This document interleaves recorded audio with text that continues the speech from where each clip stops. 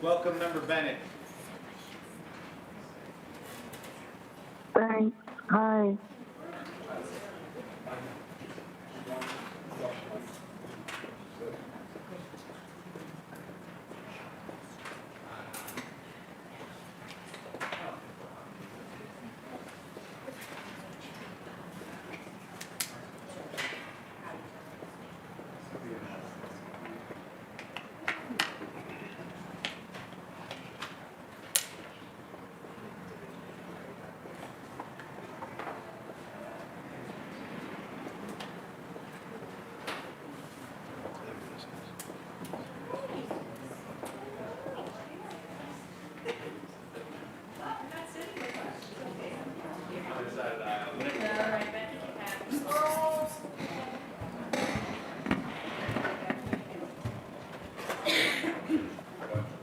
Chairman Palmacino, Councilwoman Fezia, how are you?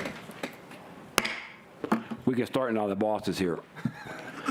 I would like to call tonight's public hearing to order. Sarah, can you please recognize the council members in attendance? You have Mr. Palmacino, Ms. Fezia, and Ms. Howell. And Ms. Bennett on the phone. Thank you very much. And you were as well now. Tom Dorr. Thank you. There was one public commenter tonight, Lisa Bankton. Thank you, Mr. Speaker. You want to sit? You can come right here, probably. Sure. That's fine. Do you need anything? Do you need anything? Thank you, council members. My name is Lisa Pennington, and I practice family law for close to 25 years. I'm here to testify because my clients are coming into family division in a time of crisis, and our court system is failing them, which is something you will not hear today from court administration. Your constituents need timely child support payments. They need to get divorced, and they need custody relief, and none of that is happening timely in family division. Month after month, 60 lawyers in our bar association asked, why is it taking so long? And we are told every month, there's no money in the budget to hire more staff. Another thing we hear is, it's the union's fault. I don't even know what that means. Later, you'll hear from court administration, and they will tell you filing statistics in Allegheny County. But what I will tell you is the impact an underfunded court system is having with the volume of cases on your constituents. In support court, we have 3,000 new filings a year. And if you file today, you will not get a support hearing for 4 months. 4 months with no money because the court can't process the claims. Westmoreland County, if I send a client, she'll get a support hearing in 30 days. Divorce court, we have one employee granting all of the divorces in Allegheny County.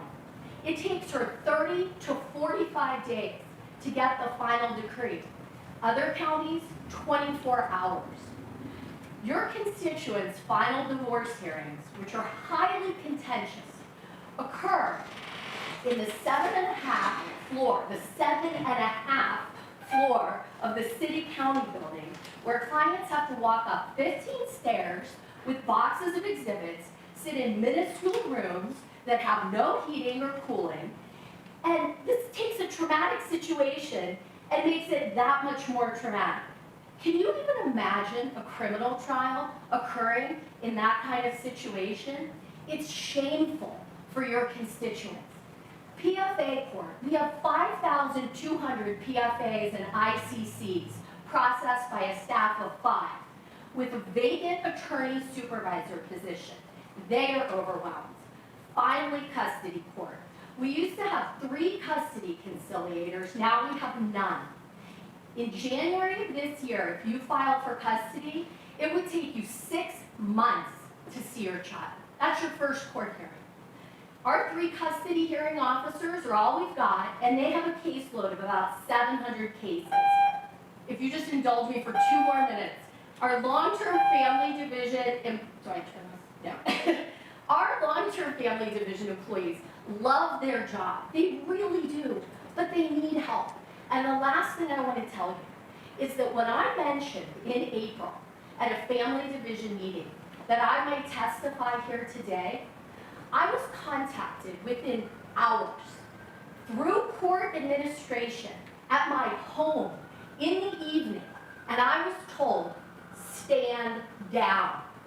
Why would court administration tell me, an experienced litigator trying to get my clients through the system, to stand down? So I'm asking you, council members, please do something to help your constituents in family division. Thank you. Thank you. Thank you. Tonight is the second night of our budget public hearings on the 2024 budget, which are required by the Administrative Code and Home Rule Charter. Tonight we'll hear from the row offices, courts, and Pittsburgh Regional Transit. I am asking that our invited guests limit their presentations to 10 to 15 minutes, so we have ample time for questions.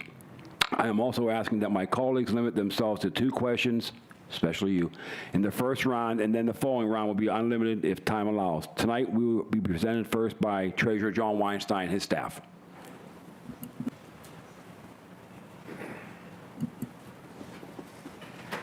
How are you, Treasurer? Janice, nice to see you. I think before you present, I'd just like to say that I want to congratulate you on your next chapter of your life. I want to thank you for your, I think, 32 years of service to the county employees and to the residents of Allegheny County. You have always been nothing but professional and upstanding in the office that you have held. But I also think that it's time for you to enjoy your family, enjoy your babies. And I also want to thank you for myself for being such a good friend to me for 20 years. And when I first took office here, mentoring me and showing me how to be. And it'll be hard for anybody to ever replace all the years you put in. I appreciate everything you've done for the county. Thank you very much. I appreciate that. Let me introduce Deputy Treasurer Janice Vinci, who's been with me for the 26 years that I've had the honor of serving as the treasurer. Kevin Fisher is my other deputy that's here. And Bill Boyle is our HR director, and Joe Panucci is our fiscal officer. And at the end of the year, not only am I leaving, but Janice is retiring. Kevin is retiring. He's a grandfather now. Both his daughters have babies. And Bill Boyle is retiring. So our upper administration of my office is all leaving at the end of the year. It's a difficult thing. I've been here 32 years, like more than half of my life in the county, and this is probably I think I started in '94 coming to budget hearings, so it'll be 30 years that I've actually sat here and presented budgets to this council. And in that time that, I was here when the commissioners were here. A lot of people in this courthouse tonight can't tell you that, but I was here through all of that, and when we started the new form of government.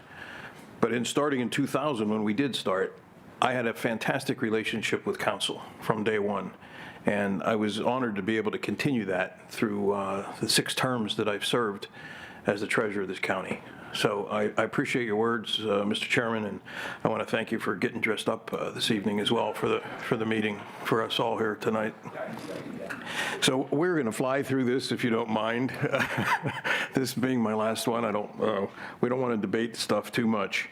But in the time that I've been the treasurer, and it's been a distinct honor for me, I can't even quantify that into words. We've done so much with this office. We took it from where it was and made it one of the most respected offices in the county. And in that time period, we've never lost one dime of taxpayer money, which is something that we're very, very proud of. But if you follow with me, we're going to jump to tab 2 right in our budget presentation. Obviously, we're an independent elected office. Our primary mission is the public sector version of a large banking institution. We're responsible for the revenue, all the revenue accruing into the county, the collection and the deposit, the safeguarding of investments, and the disbursements of all the money. We share the common philosophy with council is to pursue economy, efficiency, and effectiveness of our operations in providing superior customer service to the citizens of Allegheny County. while fulfilling the duties and responsibilities mandated by the Commonwealth of Pennsylvania and the Home Rule Charter. In uncertain times, we have adhered to our mission and maintained our business plan, even in these unprecedented, challenging times. On tab 3 is our organizational structure. The functional organization, there are 7 divisions to the Treasurer's Office. The Customer Service Division, which is in-person and remote access to taxpayer assistance. Our Fiscal Division, which is the receipt, the management, investment, and disbursement of all county funds. Our IT, a computer division, works closely with all internal divisions of the Treasurer's Office as well as other county departments. Our Administrative Services is our back office support for the entire operation. Our Real Estate Division, we prepare, disseminate, and collect real estate taxes from 550,000 parcels. In addition, the Treasurer's Office administers a senior tax relief program, which serves over 25,000 senior citizens.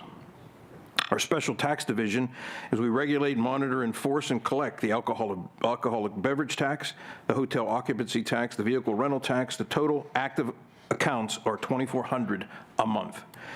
In our License Division, we administer state and local programs for over 100,000 dog licenses, 25,000 hunting and fishing licenses, 1,000 bingos, small games of chance, and raffle permits.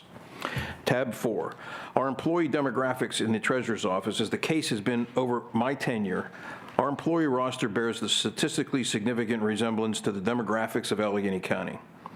Our 85 budgeted personnel, we have 63 full-time right now. Our gender ratio is our female staff is 49%. Our male staff is 51%. The average age of the Treasurer's Office employee is 51, and our seniority of our staff is 12 years. In addition, when selecting outside individuals and entities for contracted services, we take great care in providing a level playing field for MBE, WBE, and veterans. Tab 5, please. Our revenue budget. The Treasurer's Office is the conduit for the majority of overall county revenue. And you can see for the 2024 column is $529,610,000 over the 23 adopted budget of $469,871,000. Our specific areas of responsibility for collection, again, are real estate taxes, alcohol, hotel occupancy taxes, vehicle rental taxes, license fees, and investment earnings. As the chart indicates, the overall revenue producing activities of the Treasurer's Office for 2024 is estimated to exceed $529 million, which represents a substantial portion of the overall county financial activities and nearly 50% of the operating budget. The collection of real estate is maintained high and will be at 99% once again for this year. So out of every 100 tax bills we send out, we collect 99 of them. Our investment earnings are up 82% this year from 2022, and our alcohol, vehicle, and hotel taxes are up 46% from 2022 as the hospitality industry continues to rebound from COVID. Tab 6, the total requested budget appropriation for the Treasurer's Office is $9.2 million. The request for 2024 represents an 8.6% increase from the adopted 23 budget. Normal budgetary increases result from natural growth in wages and structural enhancements, outside legal, financial, and technical expertise, equipment, and IT productivity enhancements. The Treasurer's Office continues with our mission to modernize and expand the services to the taxpayers of the county. Dividends are being paid as economy, efficiency, and modernization initiatives are achieved. Tab 7, our personnel adjustments. The Treasurer shares the basic governing philosophies of County Council and is managed with the execution of the statutory and lawful activities of the office with existing resources such as the rapidly expanding tax collection and other revenue-generating activities. In addition, the Treasurer has an obligation to continue the drive for efficiency, modernization, and implementation of innovative and necessary programs. To accomplish the mission, the Treasurer is requesting that the appropriate funding from personnel, coupled with investment in IT upgrades and enhancements, will allow for the mission to continue in this ever-changing environment. And details are provided in our budget submission. Tab 8. Special accounts and efficiency measures. Our office continually conducts reassessments of activities as part of our internal protocol. The most valuable achievements have been expanded use of the technologically based platforms for property, hotel, vehicle rental, and alcoholic beverages. With sufficient appropriations, these types of investments can continue to be made on efficacy, collaborative, and technologically based initiatives that provide more value to the taxpayers, provide more revenue to the county operating fund, and increase economy and efficiencies of municipal government operations. Specifically, the Alcohol Vehicle and Hotel Tax Modernization Program will provide periodic and ongoing updates for the collection system, specifically to the hotel, for the collection of short-term rentals, which are complementary to the hotel collection. So our special account for 2024, as you can see, would be $860,000, which was the same as it was in 2023. The AVH IT modernization program is requested to be funded through both special account and capital budget process, as the implementation will require a combination of funding. Tab number 9 is our capital budget detail. Our 2024 capital budget presents a well-conceived and crafted plan that brings the independent Office of the Treasurer to contemporary IT standards. Ongoing efforts to economize and streamline operations are always at the center of our budgetary philosophy. We're very proud of our efforts to upgrade the user platform for the collection of alcohol, vehicle, and hotel taxes. In addition, there are upgrades to the real estate tax system and processing for improving the government software. For 2024, we are emphasizing an IT major software addition and upgrade. Our capital request is $1,689,000. This will enable tax collection and cash management platforms to become state-of-the-art and enhance the Treasurer's Office activities that assist us in serving the county. In summary, the budget request taken in totality can utilize the infrastructure already in place for the Treasurer's Office and expand and enhance the services to the taxpayers of the county. Our budget has only grown modestly compared to other operating budgets and departments, but the growth in the quality of service has been impressive. Past results clearly demonstrate this concept. We have stuck to our mission and maintained our business plan. In addition, the expansion and enhancement of the services that can be offered by the office can be a resourceful tool for our real estate collection services and special tax division, which are major revenue sources for Allegheny County. Therefore, we ask for your favorably consideration on the entire budget proposal as you continue your deliberations. And with that, the intent was to fly through this, and That was perfect timing. I know you have a big agenda, so we're happy to answer any questions that anyone may have. Thank you, Treasurer. Anita, I'll go to you first. Thank you. I have no questions. Thank you. President. Ms. Hallam. Who didn't know that? Thank you so much for being here today. I have, since I'm limited to 2, I believe, yes, only 2 questions for you. So my first question is just kind of for my understanding. So looking at, I think I'm on tab 5, the Treasurer revenue budget. I'm just wondering, so the increases that are predicted versus 2023 adopted and 2024 estimates, I mean, the interest earnings, I think you said was like 82% higher, but I noticed also alcoholic beverage tax, hotel tax are higher, and you attributed that to like the restaurant and hotels kind of bouncing back from COVID. Is that something that you see like a consistent increase year after year? Like, is that something I can look forward to 2025, 2026 and expect kind of that same increase? Or does it really fluctuate? Well, it's certainly the market fluctuates, Yeah. and you never know from an interest-bearing standpoint. But the hospitality industry, the hotels and the restaurants and all, you know, the 2,000 bars and restaurants that we collect from every month are doing very well. Even in the county, especially, the strength of the restaurants and bars in the municipalities in the county is impressive as it came back off of COVID. So barring any kind of additional pandemic in the future, I would suspect that the revenues will continue to increase. Okay. Thank you. And then my next question is more of a philosophical question. And, you know, looking forward and also looking past, I know you've been here for many, many years. I mean, I think you did say you have been here as long as I've been alive. So just want to remind you of that. Well, I'm not sure of your age. But I specifically want to know, like, if we wanted to support the next treasurer, whoever that may be, what is an area that you maybe wish you could have allocated more funding that you weren't able to in this proposed budget? Well, there's a lot in this budget for the next office holder to do things and continue the stuff that we've already started. But one of the goals that we've always had was to unify the tax collection system with the city of Pittsburgh and the municipalities and the school districts. everyone gets multiple tax bills now, and there's no reason that, at some point, could get one bill and pay it in installments, instead of all of this bifurcated system, where the city sends out tax bills for the city schools and the city and the library tax, and then, municipalities send out tax bills for all of them. It's just like there's too many tax bills. It's a duplicated service. And I think it will take leadership and resources to be able to consolidate that. And the county should be the nucleus, and the treasurer's office should be the nucleus of the collection system for that. And have you ever done any this is 2B, this isn't technically 3. This would be 3. No, this is like 2B. Have you done any kind of financial analysis of like how much that would cost? We to did, do? and we wanted to start the project many times with the city of Pittsburgh, but the mayor kept changing, and we never could get the project off the ground. But it will take primarily computer software coordination. And, we have some of that data that we could share with you. Please. That we guesstimated at the time of what it would take. Yeah, I would love to see that. So, Okay. thank you very much. Thank you for your questions.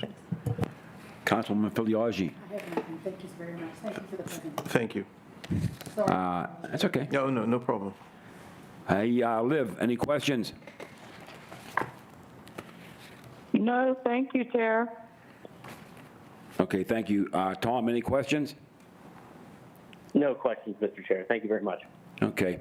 I also want to say thank you to Kevin and Bill and Janice for all your time and service from the county, and I wish you nothing but best luck in your retirement. Don't be a stranger. We're always a phone call away, and it's great to see you guys. Enjoy your evening.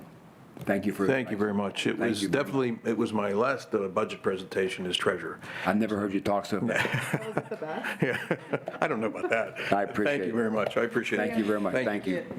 Have a good evening. You too.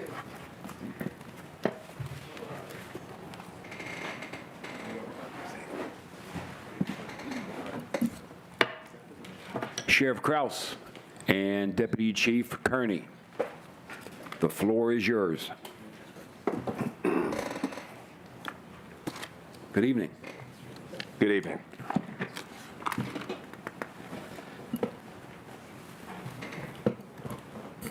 It's a tough act to follow right there. Yeah, it is. So I think each of you have a copy of our slideshow. Slide 1 is just the cover page. We're happy to be here tonight to provide a snapshot of the work performed by the Sheriff's Office in 2023. Our budget review book touches upon some of the progress we made in meeting objectives set forth in last year's budget request. It also outlays our goals to enhance projects and services to meet the developing needs of the citizens of Allegheny County. Slide 2 touches on our mission statement.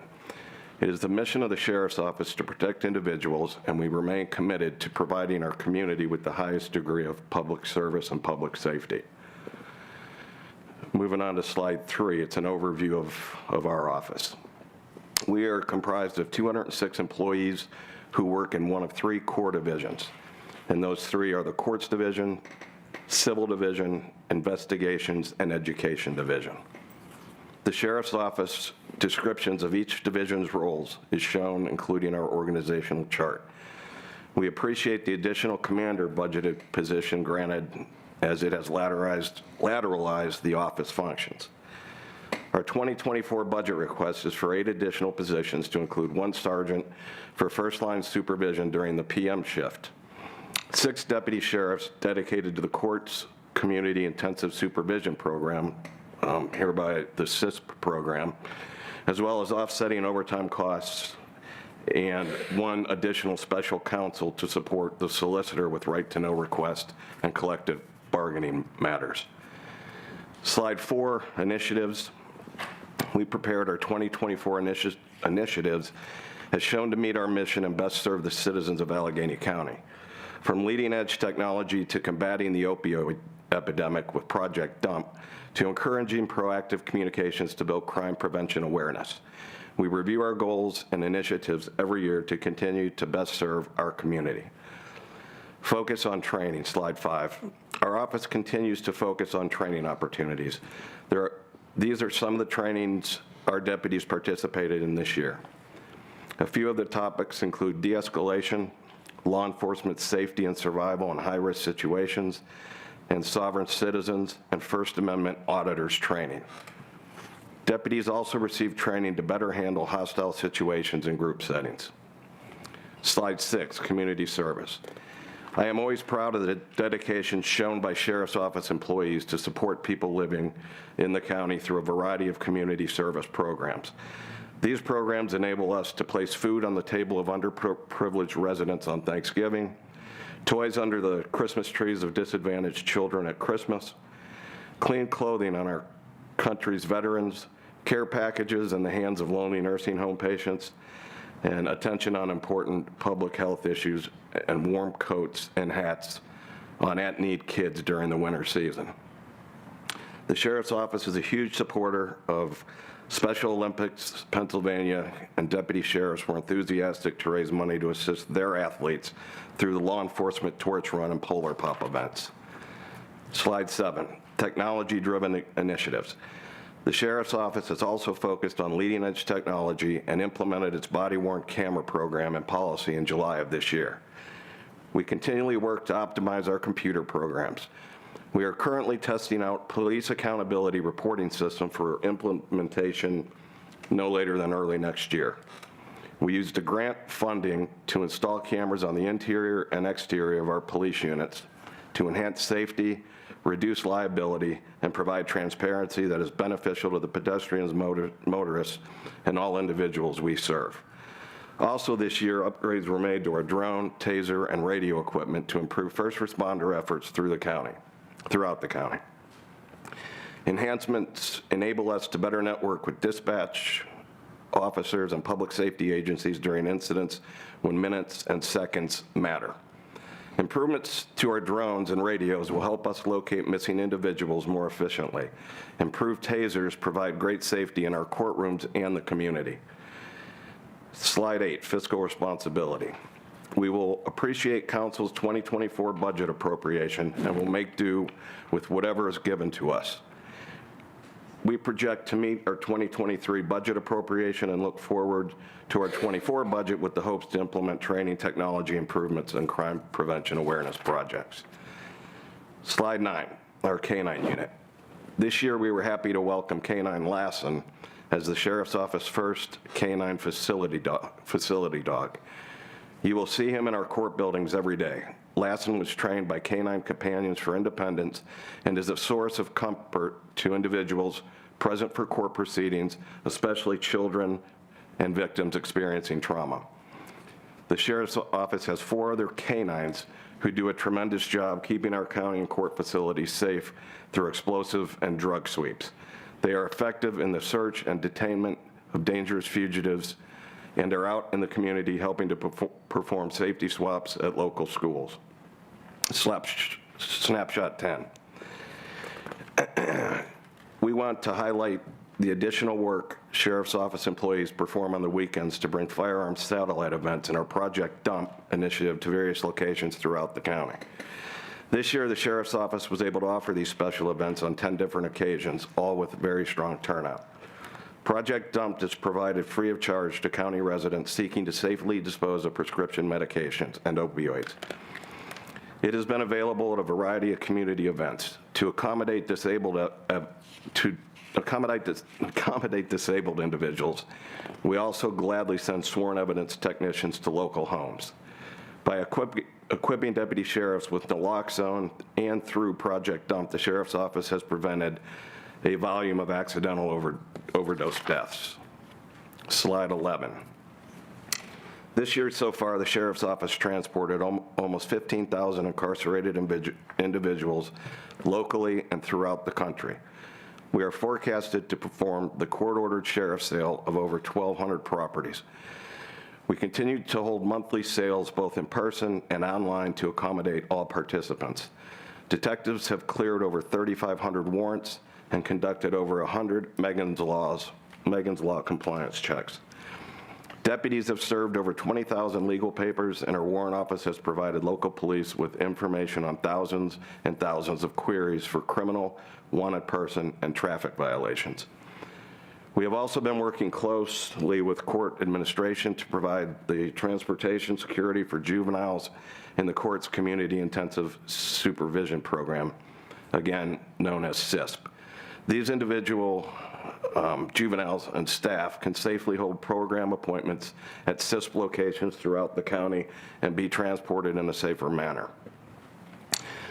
Slide 12. Some of our notable work this year includes arrests of Kevin Crew, who shot and wounded his wife along Interstate 579 before taking off and abandoning her with critical injuries alongside the highway. Alonzo Francis, who dragged a local police officer over 200 feet behind his car during a traffic stop. Norman Vire, who opened fire in the parking lot of a neighborhood shopping plaza. And Zachary Kelly, charged with sexually assaulting a 14-year-old girl. Deputies also investigated and arrested Richard Long and Raekwon Hardy, who scammed over $43,000 from victims living in Allegheny County for bogus fines they said were for failing to appear in court. The duo told the victims that they were deputy sheriffs who would arrest them if they did not pay the money. Both men were taken into custody by the sheriff's office and indicted for theft and impersonation of a public servant. Finally, slide 13, it is the ambition of the sheriff's office to continue performing its duties and serving the public in ways that are valuable and in the best interest of Allegheny County. I appreciate your time and efforts and the work of all council staff members to have us here this evening. Thank you, Sheriff. We're going to go to this way, Councilwoman Filiaggi. Great job as usual, Sheriff Cross, thank you very much. I'm going to look at some of this stuff further, but I appreciate all the efforts and the initiatives. I guess I would have one question. The snapshot page slide, I think like 10, where you're speaking about the dump locations, and it says 5,000 people took advantage of this year's program with the events. And I just noticed some of the places, Jefferson Hills and Plum and South Park. How could we go about getting one in my district, which is like Pine Ridge from North Allegheny and Sewickley, which is really the northernmost west tier of section of the county? Just a phone call or an email, and Okay. we'll make it happen. Super duper, thanks. That's, Yep. I know, very effective. My brother's a physician and he collects stuff and it's very effective and worthwhile. So thank you very much for those efforts. Thank you. Thank you. Councilwoman Hallam. Thank you for being here today. I am limited to 2 questions, so that is what I will ask. My first question is about, you had mentioned the killing of Mr. Hardison in Garfield, and we saw it ended up being a very violent situation that was escalated, and I'm wondering if you could just speak to any staff that the sheriff's department has, or plans to expand staff for like unarmed social workers arriving at specifically ejectments and evictions to not escalate situations. Is that something that's in place or something that you think could eventually be in place? I think it's certainly worth the conversation. I don't know if in this situation a social worker would have been ideal at that location, but it's certainly something I think law enforcement as a whole is talking about. So to answer your question, yes.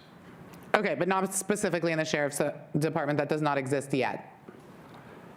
It does not. When it comes to those types of situations, we gather as much information as we can, and based on that information, we tailor our approach accordingly. And I can't really get into a whole lot about that investigation because it's ongoing, but certainly we didn't expect what we faced at the door of that residence.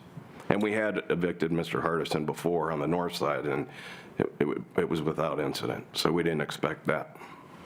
Okay. Next question is about the drones.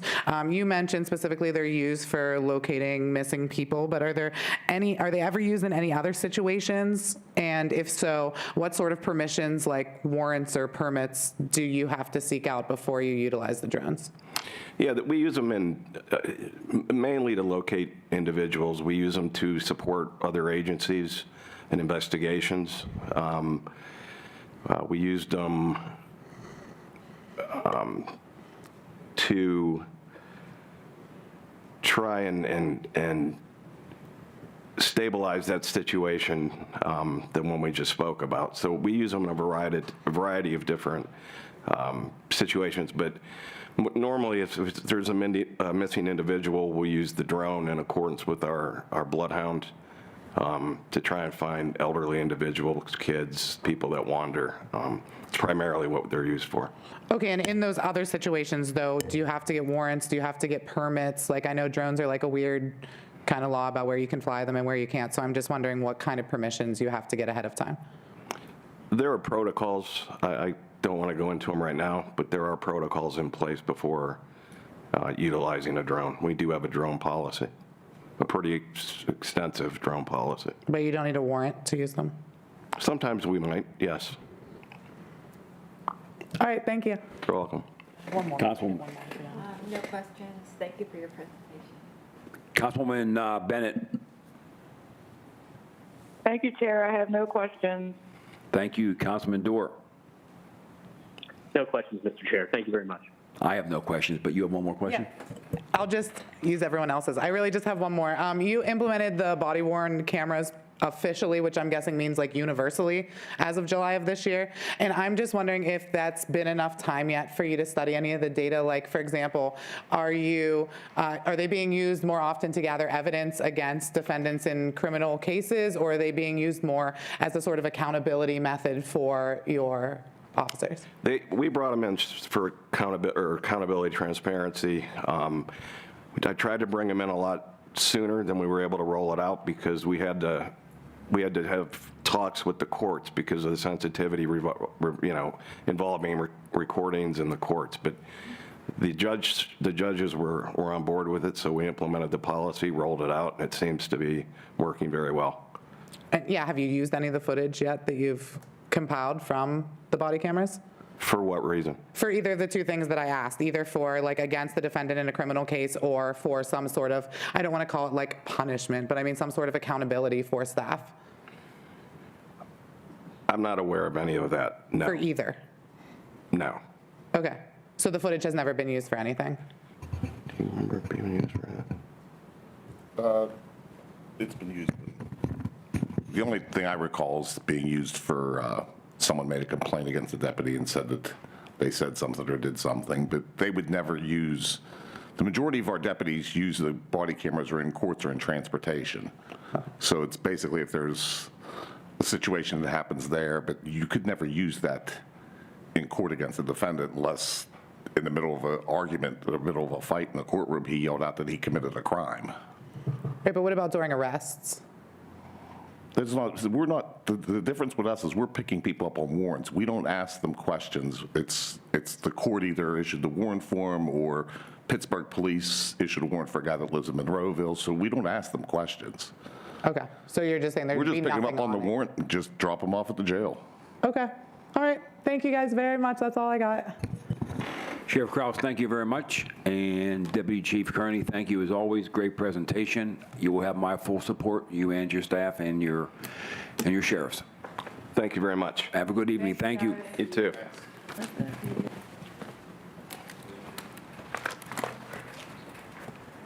Where's the presentation? Oh, I don't have a 3-1. maybe she has it. DA's office will be next. Hi, guys.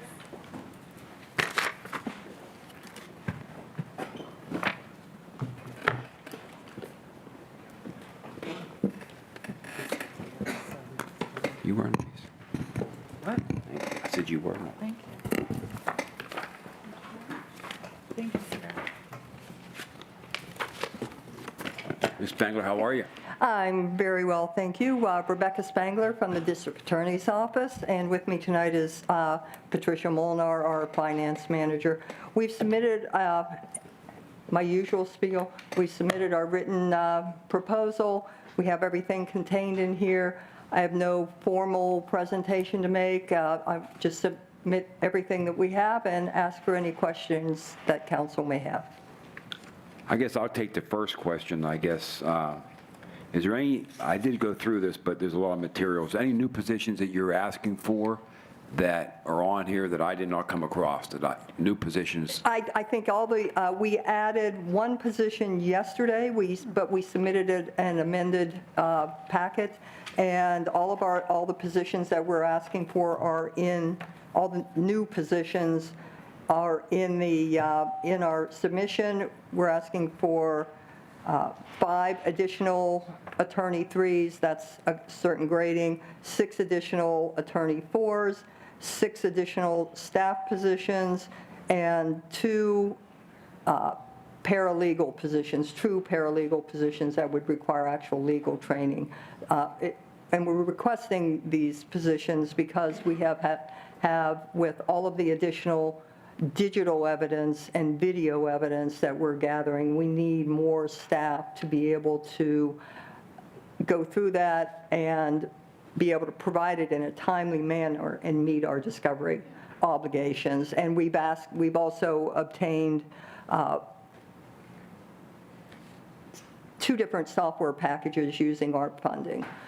One is a digital evidence software to make that compilation of digital evidence and the redaction that needs to be done in that, make it more efficient and more effective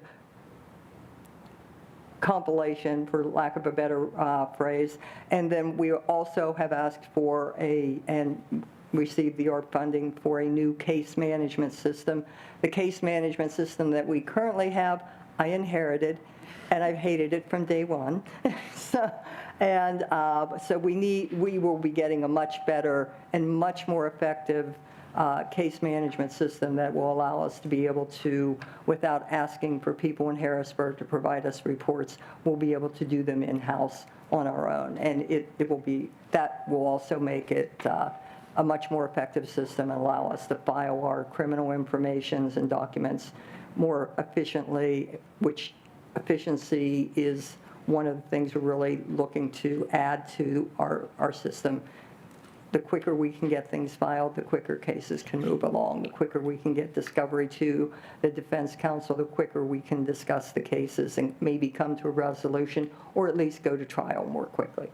Okay, thank you. Councilwoman Prizio. No, thank you. Thank you. Councilwoman Hellam.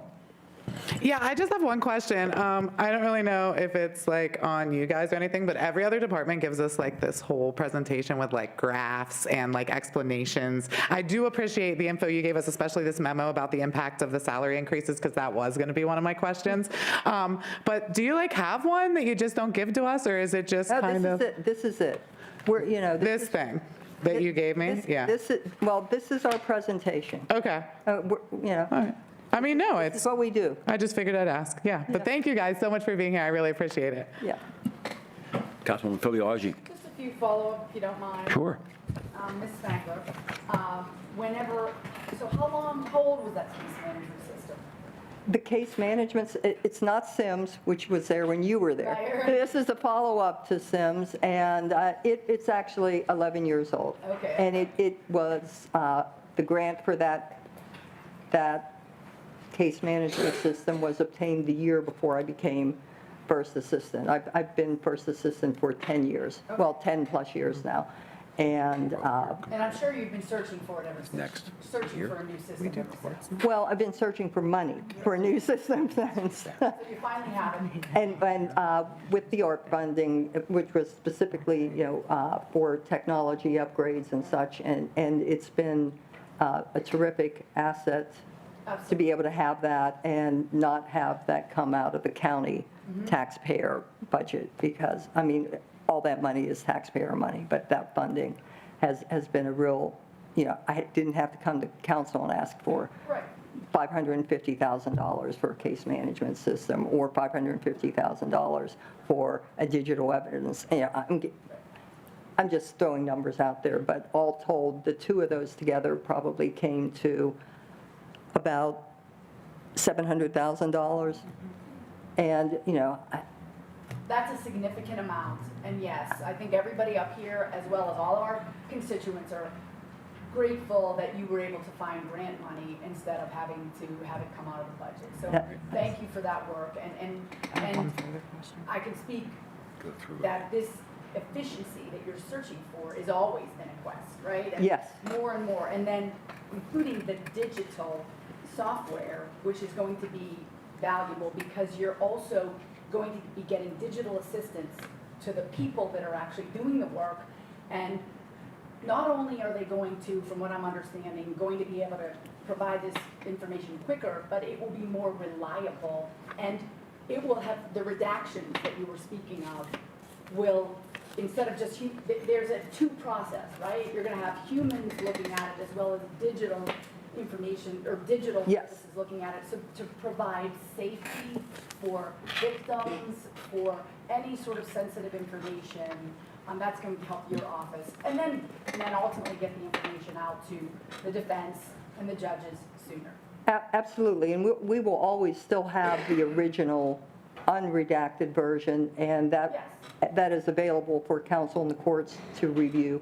But what goes out to the defense, publicly for them, we have an obligation of confidentiality for different things. If you have 5 different officers at a scene with 5 different body cameras and they're picking up what's going on, we have to have people look at those 5 different videos, go through all of those hours, and if there is a vehicle, an uninvolved vehicle in an incident, if it's, let's say, Ms. Hallam's car parked on the side of the road, the street, that license plate number, it's an uninvolved vehicle. We have to redact that out. A lot of details. I mean, a lot of details. And then if you have a minor standing, we have to redact that face, because those are legal obligations, and it's for the safety of the individuals. And if there's something that defense counsel wants to see the unredacted, we can make that available for them to come in and view that in our office. Good. Well, thank you for explaining that and showing us the value of those pieces, new things that you're introducing. So thank you very much. Thank you for your presentation. Thank you, Councilwoman. Councilwoman Bennett. No questions. Thank you, Chair. Thank you. Councilman Dewar. No questions. Thank you, Mr. Chair. You have one more One question? more? Yeah. Sorry, thank you. Do you think that you guys can maybe give us something? I'm looking for data on like what kind of cases you're prosecuting, kind of like a breakdown of how many of each staff makes up this 245. I know you listed the additional ones, which looks like 33 additional full-time positions, but when the administration presents the proposed budget to us, we don't get very much information. The most information we get before making like the most important vote of our entire job on county council is these presentations. So I was just wondering if you could maybe send along some supplemental like statistics data just to give us a breakdown of exactly how the money is being spent. So like what different positions, and then also like the breakdown of prosecutions, what that looks like. Okay, I believe we have, I mean, in this, on the personnel, we have the numbers. I'm not sure what you're looking for in a supplemental. Yeah, so the only numbers I see personnel-wise is broken down full-time, part-time attorneys, and part-time interns. Is there? And then I thought the ones on the right were the additional positions. Well, okay. We don't have the pages numbered, but The one that's like a little spreadsheet. if you go This? yeah, okay, if you're in here, there's the salary numbers. That's all broken down. Right, but how many of each position, and like what is the position, like the various. I want to see like I have, 10 of this position, 15 of this position, 8 of this position. Okay, so we're with the new positions? All positions, the whole sure. 245 that's requested for Okay. 2024. So you just want a breakdown of how many people? Do each job. Sure. Exactly, that, and then also like prosecution, like what are those people spending most of their time on? What kind of cases are being prosecuted? Is it mostly homicides? Is it mostly minor drug charges? Is it, Well, that's a separate, we could put that together, but that would be, Is that not separate like from the- easily accessible data? well, it's not something that's part of the budget process, so we could give you the number of homicide cases that were prosecuted. We can give you the numbers for, the problem is, I could give you the 2022 numbers, but they're still COVID-related. So the last good year is 2019. So I could give you, I could put together a supplemental with the 2019 numbers and a comparison with the 2022, but it's really not going to be accurate because we were still dealing with, not, the court's not fully functioning yet. Yeah, I mean, I would even be cool with year-to-date 2023 numbers. I do very much think it is part of the budget process. Like, if 1/3 of our prosecutions are minor drug charges, if we weren't prosecuting those things, would time be freed up? Like, I do think it's very much part of the budget process. Well, I can provide you, but Whatever you have would truly be more than what we are given currently, so I would take it. Yeah, thank you very, very much. Thank you as always, Becky. Please Yep. tell DA Zapella we said hello. you, guys. I Hope will. he's well. Thank you you. very much.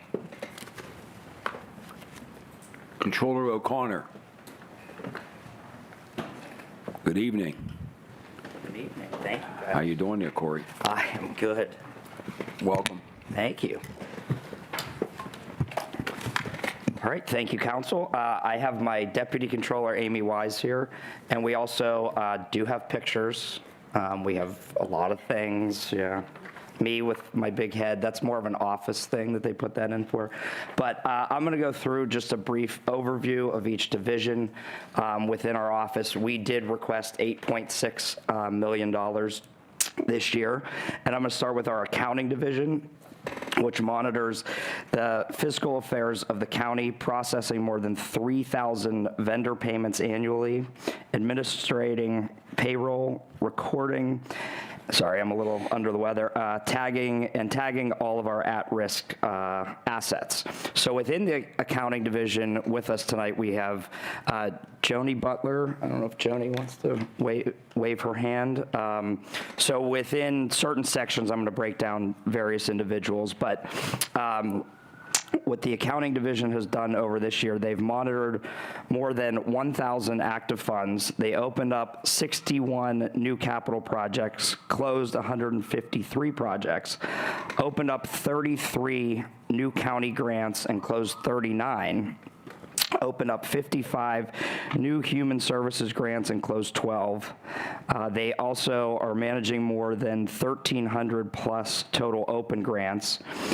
They received more than 1,000 assets valued at $11.5 million, accounted for 221 capital assets totaling $10.3 million. Our accounts payable division, or that section within accounting, we don't have Janine here, but we have Enzo. Enzo, you want to?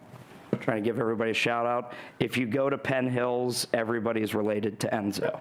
So if you ever visit, let them know you know Enzo. So we just did a little breakdown internally, but over the last 2 weeks, that division did 1,700 vouchers, 813 purchase orders, 78 new contracts and contract amendments. And speaking of contracts, we did an internal promotion to a contract supervisor, and Dietrich is here as well, who was promoted internally. We did 54 contract rebudgets. So this and more total about 7,500 payments worth about $52.5 million. Our payroll section, where Sarah is our new manager. She started, we had a retirement last year of Chris, who was with us for about 35 plus years. Sarah has been the manager of that division for about 8 months now, I want to say. And just between January and the middle of October, our payroll team processed more than 950 new hires, processed more than 1,400 pay raises throughout the workforce, issued more than 136,000 payments, oversaw the payments of more than $330 million in wages. And last within the accounting division is our construction division. I know Kevin is here as well.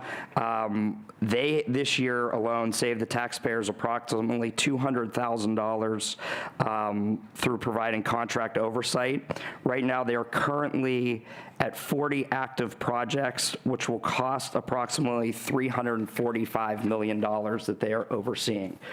Our audit division is essential to the accountability of all public funds throughout this government. Our assistant deputy controller and our audit manager, Lori Torilla, has been with us for a very long time, but she does an amazing job with our audits. Just last year, I know they talked about hotel tax a little bit earlier, but we found $824,000 owed to the county through our hotel audits. Last year, the audit division saved the county $10,000 in audit fees through our Title V Health Department financial audit. We also saved the county an additional $100,000 by performing internally the annual single audit that we do each year. We audited approximately $279 million in federal funds through that single audit, with 10 findings related to about $944,000. We also did a couple of outside audits, too, on the jail. One was on staffing that we put out maybe a month or so ago. We all know that the staffing is low, but this gives us actually a detailed report of that, as well as a family support programs for residents at the jail. So those were some of the audits that we wanted to highlight. We also have our management system. That's otherwise known as the JDE or JD Edwards system. That is basically the management financial system for the entire county, and that manager is here with us tonight. That's Sean Hoffman as well. Just last year in the service center, they accepted more than 3,000 help desk calls, provided to a number of departments a now digital pay stub for county employees, which will save us a ton of money over the years. And they are right now working with the administration on upgrades to the entire system. And then the administrative wing of our office has a budget analyst, community relations, internal government affairs, our legal counsel, communications, human resources, and our executive management team. Some things that had happened over this past year in just learning the system in the controller's office, we actually brought back a couple of positions that were empty. There's one, when we started looking at it, we actually brought back, and I think it's a great position, and Starry Ray, who's with us now, has been another internal promotion, has been in this new position of assistant deputy controller for accounting, which has now streamlined a lot of the processes, and a lot of the managers like having that streamlined system. And when we're talking about competing with the private sector, we raised the base pay for our auditors and accountants. That enabled us to hire 2 new auditors in those positions. We are also looking at a couple of new programs with debit cards.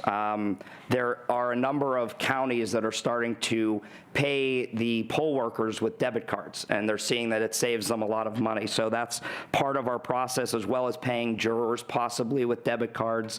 Again, this is more a pilot program that we're discussing internally. So that is our brief report. I'll open up to any questions. Thank you. Can you touch base on the new positions one more time, please? Oh, yeah, sorry. So we actually requested a few new positions this year. An additional construction manager, more engineering background, because we have, as I said, $345 million that we're looking at of county money. An asset manager, and we were looking at this position for a process improvement specialist, knowing that we're going to have a new treasurer, a new executive, whoever they might be, to look at the county as a whole, especially internally. A lot of those funds come through our office. So that position would be very important to sort of streamline and save us more money in the future. Thank you. Thank you. Councilman Hallam. I don't know any. You serious? Wow. I added a picture. We're good. Wow. Councilwoman Filiaggi. Thank you, thank you. Oh, thank you. You must be well liked. Councilwoman Prizio. I don't have any questions. Thank you so much. Thank you. Councilwoman Bennett. No questions, Mr. Chair. Thank you. Thank you. Councilman Dewar. Yes, I actually have one. Okay, talk again. Controller Connor, thank you for coming. I just wanted to quickly follow up on, I heard you mention the shift to poll worker payment. I was wondering if you know what counties are currently doing it with like the cards already. I think it's a very interesting idea, and I appreciate you working with the administration and working to make that change and make it a little bit more streamlined. So just curious what counties have already adopted that. Yes, actually, Bill Urbanik, who came over with us last year from the city, looked at it, and it's Montgomery and Bucks are starting to do that. So it's an interesting system. We have to do, obviously, this isn't going to happen next year, but I think it's something to look at in the future, maybe pilot a couple neighborhoods or a couple poll locations just to see how it would work. But it's something that I think would save us a lot of money in the long run.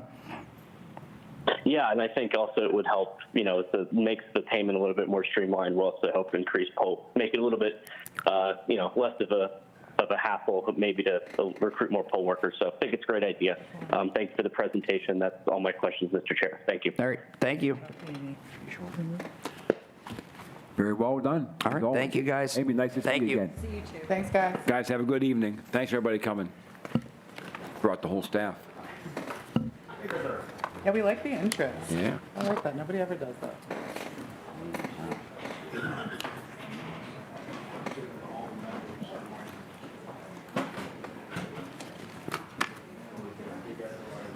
The Honorable Judge Clerk, you are next. Good evening. Good evening. It's good to see you again.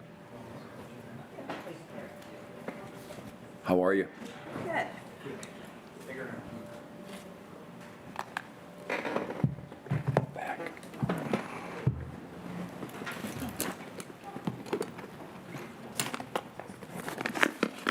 Judge, do you have a presentation, or do you just? Did they give you, it says a PowerPoint. I wasn't going to put it up. Did you get it?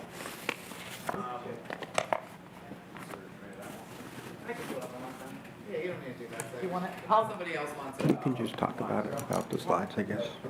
I mean, I brought a copy of it. I'm happy to share it if you would like. Okay. Because normally we've brought it and there's never been like we've never actually showed it on the screen, but we had it there. All right, thank you. So good evening. Thank you for the opportunity to speak with you today. The mission of the 5th Judicial District is to administer fair and timely justice while providing efficient and effective court services.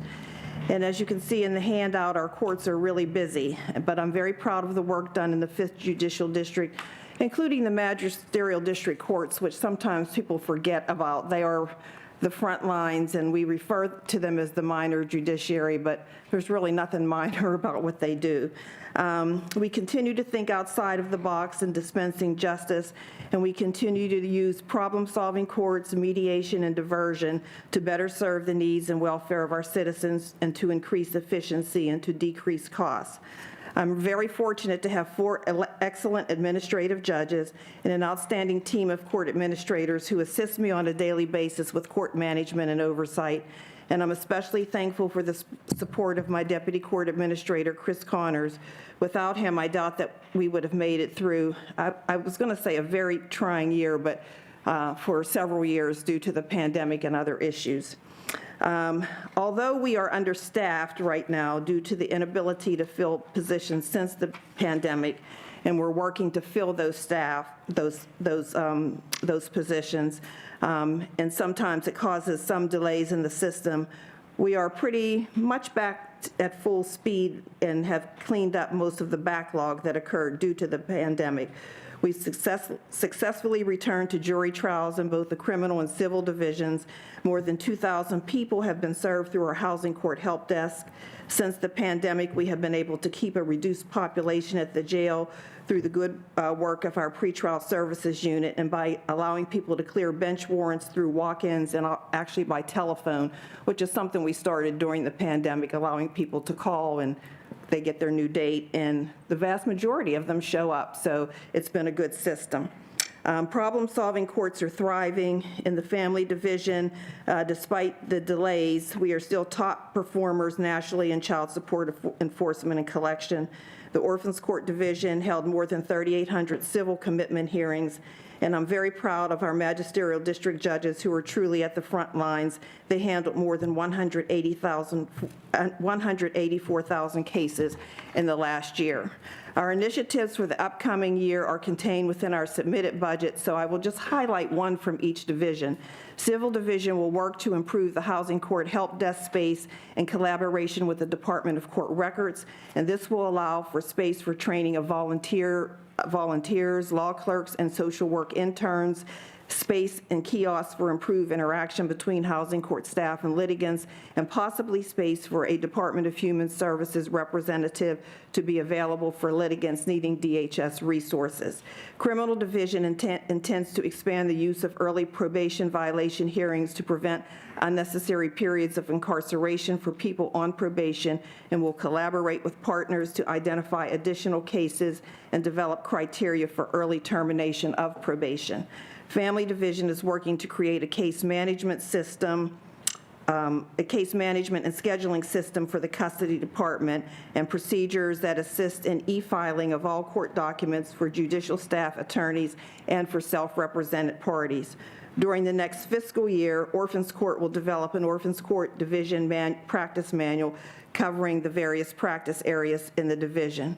I need to give special recognition to Russ Carlino, our juvenile court administrator, who's done a yeoman's job during a difficult couple of years. While the juvenile court continues to excel in overall outcomes for both delinquent and dependent youth, the absence of a detention center continues to place the community and youth involved in the juvenile justice system at risk. So I would like to conclude my remarks by speaking about our juvenile delinquency statistics. Secure detention facilities are temporary holding places for juveniles prior to an adjudication of delinquency for a crime or a probation violation, or for juveniles who have been adjudicated delinquent or found to be in violation of probation and are waiting to go to placement. Detention centers are extremely difficult to run because, unlike our residential treatment programs, juveniles are only in detention centers for a relatively short time, and there's not the opportunity for staff to build relationships with the kids or to build a stable long-term structure.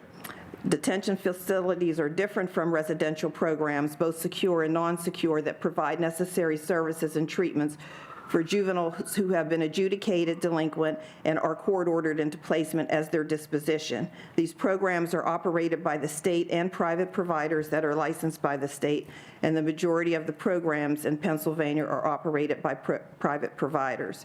Currently, we only have 14 guaranteed detention beds available to us, and there are a few others that we can use on a first-come, first-served basis if they happen to be available.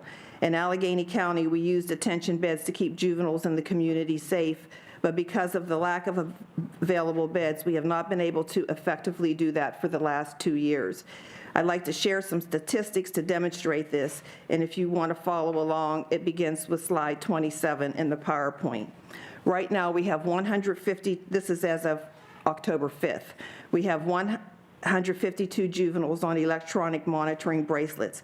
119, or 78.3% of these juveniles, have violent felony or firearms offenses pending or have been adjudicated delinquent of a violent felony or firearms violation.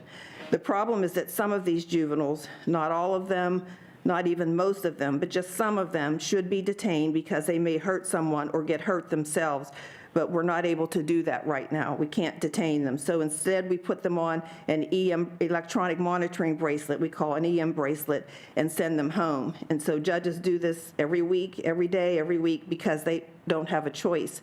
And as one judge said about a child who appeared in front of her that could not be detained, I worry about her safety constantly. And we also worry about the safety of the community. Unfortunately, the juveniles know that they can cut off their EM bracelets without consequences. Since 2022, there have been 392 incidents where juveniles have cut off their bracelets, let the batteries die, or otherwise disabled them. 78 juveniles did this multiple times. They know that their there are no consequences when they violate monitoring, and the judges can see this. The lack of consequences has greatly reduced the effectiveness of the EM program by undermining its credibility, putting both the juveniles and the community at risk. So what can we do if they cut off their bracelet? Well, we can issue a warrant, and that's about it. We issue warrants, but we can't detain on the warrants. In the PowerPoint, slide 29 gives the breakdown of the outstanding juvenile warrants. These include warrants for violating electronic monitoring as well as other warrants. There were 102 outstanding juvenile warrants as of October 2nd. 74, or 72.5%, of these have violent felony or firearms offenses pending or have been adjudicated delinquent of a violent felony or firearms offense, and 6 of the 102 have been admitted to the Allegheny County Jail, charged as adults since the juvenile warrant was issued. This group of 102 juveniles is a separate group from the 152 that I previously mentioned who are currently on electronic monitoring. Sadly, there are a lot of children out there with guns. I have seen children as young as 12 years old charged with possession of firearms while under court supervision. While we can issue warrants for juveniles who commit violent felony or firearms offenses, we can't easily pick them up and bring them to court when there's no place to hold them. We try to time an arrest on a warrant so that we can bring them directly in front of a judge, or when we can anticipate an open bed, but we can only pick up a few in that manner. In most cases, when they do go in front of a judge, the judge has no option but to put them back on electronic monitoring and return them home, often against the wishes of concerned parents.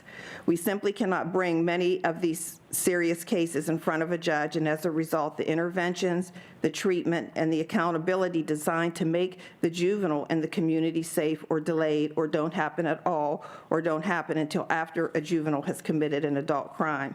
So what does this lead to? One way to see the collateral consequences of the closure of Schumann Center is to look at the jail population. At the time of this report, I believe today there might actually be 25, but there were 23 people in the Allegheny County Jail because they had been charged as an adult with an additional new crime. The new crimes include 7 homicides, 6 aggravated assaults, 4 robberies, and 6 other felonies. Prior to being charged as adults, each of these 23 had an active juvenile warrant pending, so that was 10 of them, or were people who a judge wanted to detain, but no detention was a bed was available, and that's the other 13. It is likely that many of these juveniles and young adults will spend a large part of their lives in prison. We have failed them and their victims. I'm not saying that we could have prevented all of these crimes, but I know that we could have prevented some. And each of these crimes has a victim, and each of the victims has family and friends, and each of the victims lived in a community that was affected by these crimes.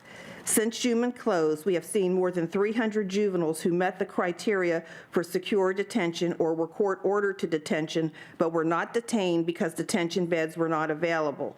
Instead, they were returned home. 64% of these juveniles had pending charges involving firearms offenses or a violent felony. Another 17% had already been adjudicated of such charges, and at least 5 of these youth were subsequently shot and killed, and at least 1 died of an overdose after being returned to the community, and at least 1 other was seriously wounded in a shooting. And I say at least because we don't always have good data regarding victims, and the real numbers are probably higher.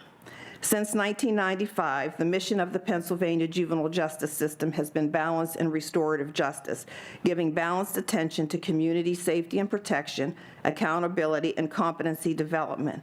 And we cannot fulfill this mission under these circumstances.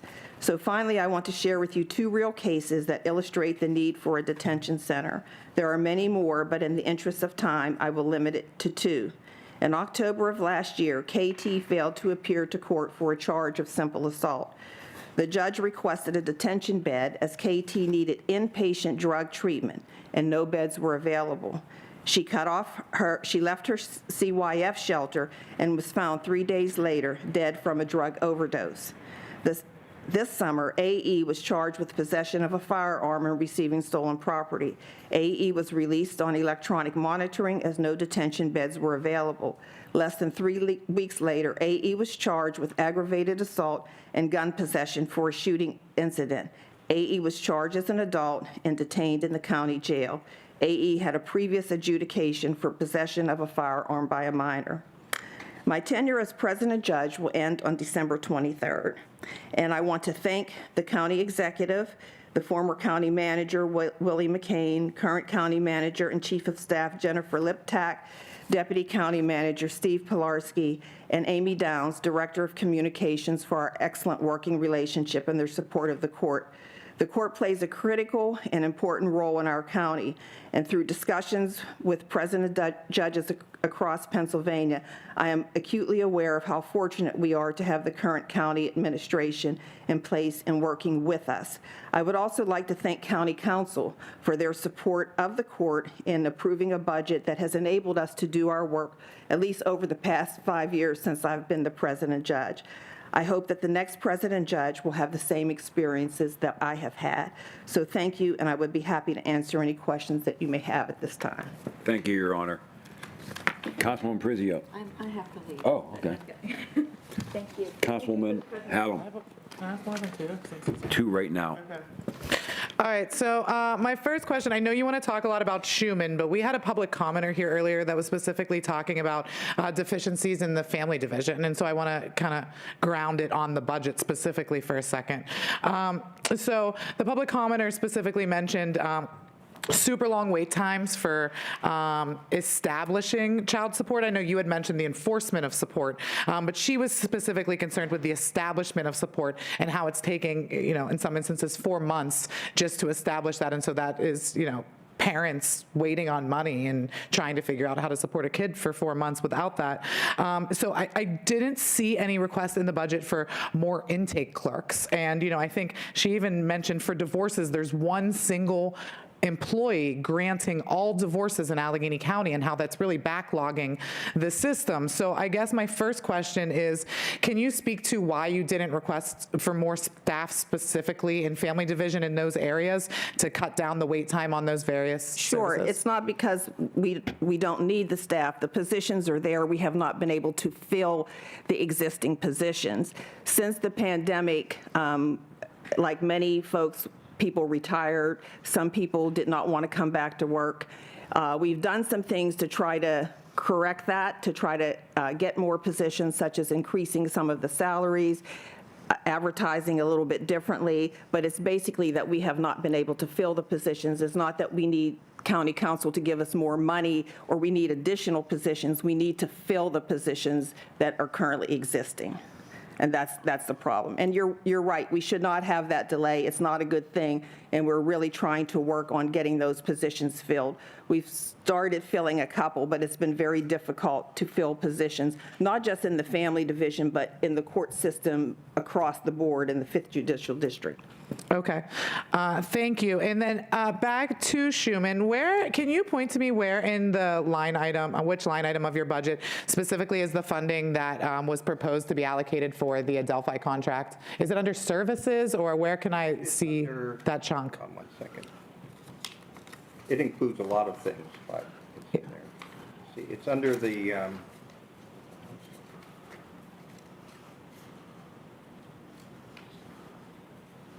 the 48 budget.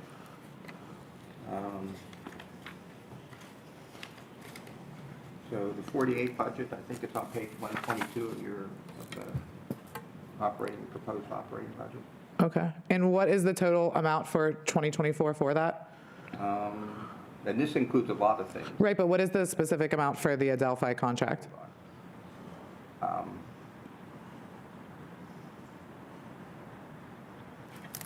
That's a line that's, the total line is $32,371,500. That's not just for Adelphi, that's for everything related to juvenile court, the SIS program, any services we provide, including the contract, I believe, and you would have to ask the county on this, I believe also maybe the construction is in there.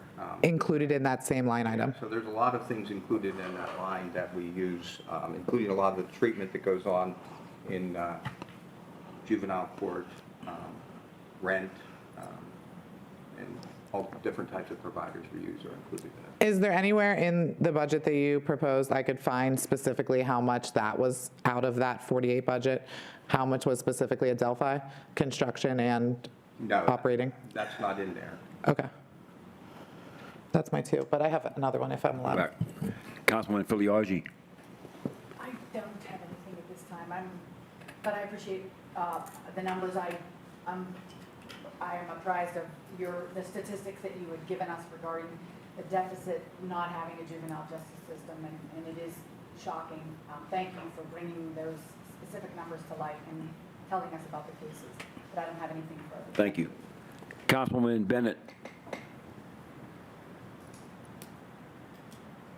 Sorry, no questions. Thank you, Mr. Chair. You're welcome. Councilman Dewar. Yes, Mr. Chair, I do have one question, if I may. Yes, sir. President Judge Clark, thank you very much for coming, and thank you for all of the information, as always. The past couple of years, I've actually had the chance to work with a number of district magistrate candidates, and I've, gotten a lot of knowledge in terms of the importance district magistrates have in our communities. And one of the things that I have learned working with these candidates is the population, the way district magistrate districts are drawn and the population disparities between them and why it's done the way it's done.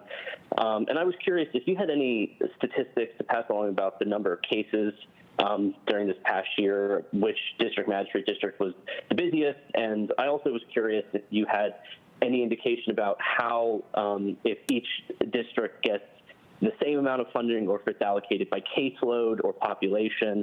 I know, for instance, there are some magistrate districts that have quadruple the amount of population that others have, but from my understanding, those districts are drawn by population districts. So just a very interesting, as I've kind of gotten into working for district magistrate candidates, very interesting ways I found, and I wonder if you could shed any light on that, just for my own personal knowledge.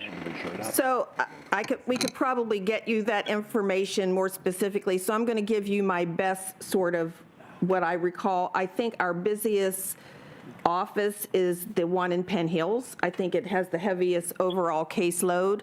And there's sort of, I guess, population is part of it.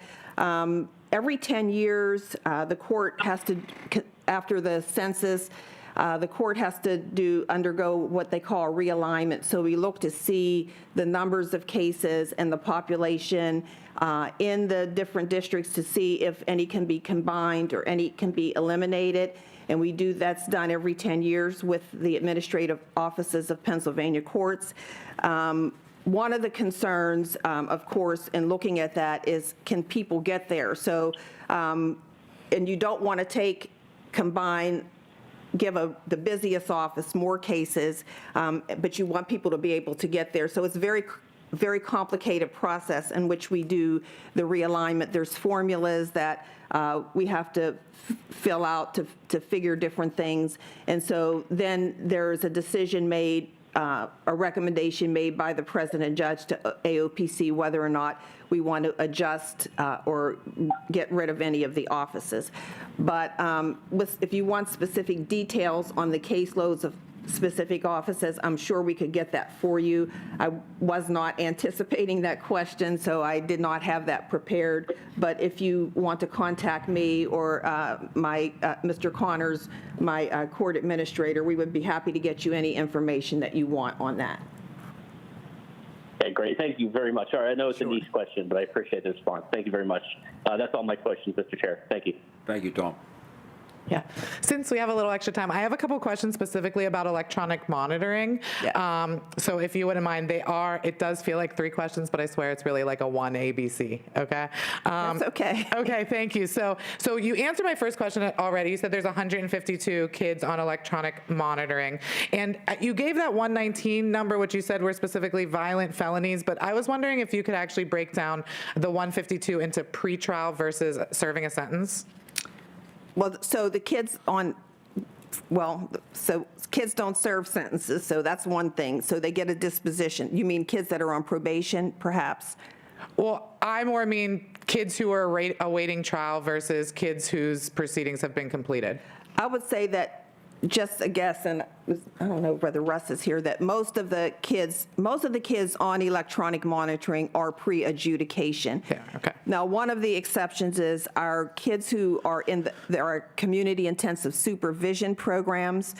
CISP. They're on, that's part of the program. That program is designed for a higher end offender that we don't necessarily we want to keep in the community. So we feel like even though this kid may have been adjudicated delinquent of a rather serious offense, maybe because they don't have a previous history or for whatever reason, we feel like they can receive their treatment in the community. So they participate in CISP, and they do wear an electronic monitor in that program as part of their disposition. So it's a community-based program. They go to their home school. They go home every night.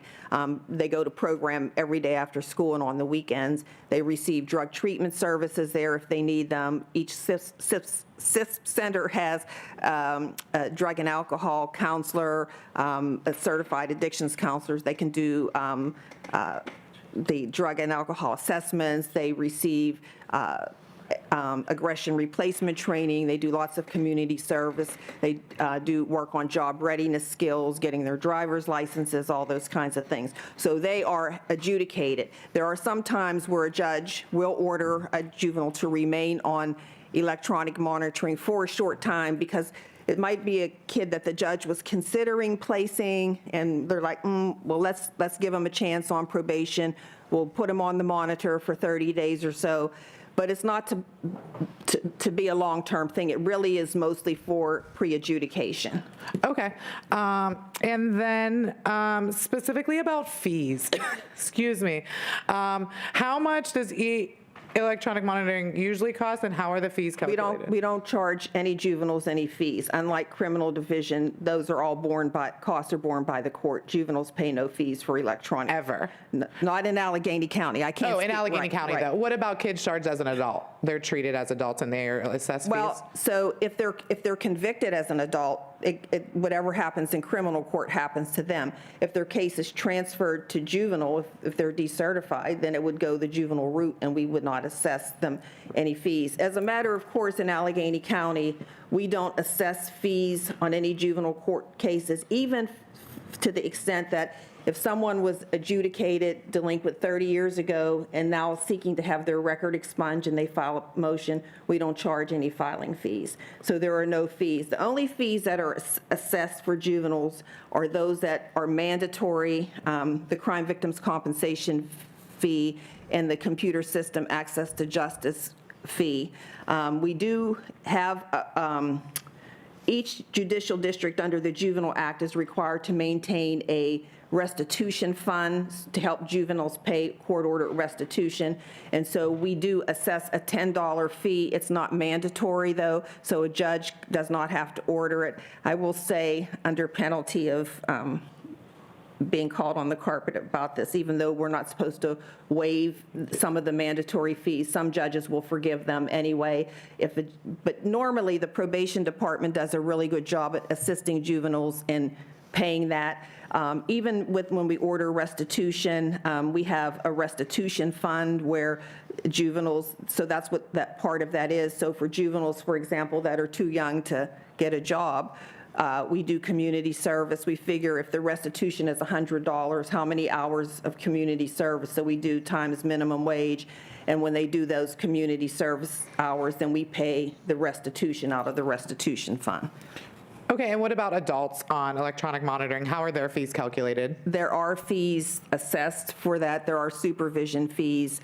Is there a sliding scale for that? Sliding scale of fees, we can. Depending on income. Yeah, can I see that? Nobody is ever violated for not paying the fees, and the actual amount of fees that they pay is actually pretty minimal, even though the sliding scale, because they're not held in contempt or anything if they don't pay the fees, but we can give you the scale. I would really like that. So there's no ability to pay assessment like there is a payment determination hearing for fines? It's just basically a sliding scale, and we don't really deviate from that? So, What are you talking about? are you talking Like, you know, in about? like a criminal proceeding, if you are assessed the fine and then you can't pay it, there's like a payment determination hearing that you can have to determine a payment plan or a reduction of the, Not for the, you mean adults? I'm talking non-electronic monitoring. I'm wondering if there's something comparable for electronic monitoring, an ability to pay assessment, some kind of hearing you can have to say, I actually can't pay what the sliding scale is saying I should pay. You mean for the electronic? Yes. I think a judge could waive that. I think a judge can waive that. Completely, you could waive it? They can. Okay. They can. They have that discretion? Okay. I think. Because that was my next question. At one time I had that data. I think a lot of people don't actually pay anything, but Cool. the total, the average is very, very low. It's much lower than the sliding scale, but we do have the sliding scale. Okay, yeah, I would really like to see that. And then when you're on So can you do me a favor? Yeah. So can you just Send you shoot an me an email? I was email to gonna say I will remind do me of that. what it is that you want?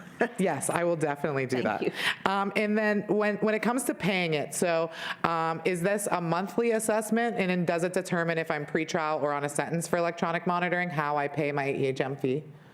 I'm not sure I understand your question. So if I'm on pretrial electronic monitoring, do I pay my fee monthly? I believe so, but I would imagine so. I mean, because that's the only way you could pay it, because you might not be on it next month, so you couldn't, I mean, I. Pay at the end. Right. Okay, and what about if it's a sentence? Is it the same thing? Is it also monthly? I believe so, but I can check to be sure. I don't want to say, I'm not sure. And then what if I can't pay? Is there ever an instance where I'm sent back to pretrial or to the Allegheny County Jail because I can't pay my EHM fee? Never, ever? We don't hold people in contempt and incarcerate them for failure to pay, for inability to pay, for failure to pay. And then last one, but along those same lines, is let's say you owe an electronic monitoring fee that, past due balance. Are you precluded from receiving electronic monitoring in the future because you owe that past due balance? Or would you ever maybe not get off probation or not be closed out because So you we owed money? don't, we're no longer keeping cases open for failure to pay fees. So if otherwise all other conditions of supervision are completed, then the case is closed. Possibly, they could go to collections to seek some of that, especially if it's, I guess, but normally we don't keep cases open anymore for people who only owe money. Cool, that is great news, and that's all I have. Thank you very much. All right, thank you. Thank you. Thank you, Your Honor. Appreciate it. It's always good to see you. Thank you, for the and good thanks for presentation. accommodating my schedule, because I think I was supposed to come on Monday or something, That's but I was away. I was in Baltimore, so, It's always good to see you guys. thank you. Thank you. Before the presentation, can I ask a question?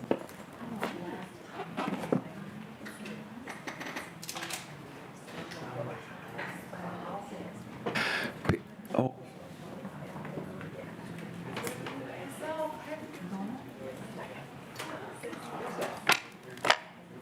Hot seat.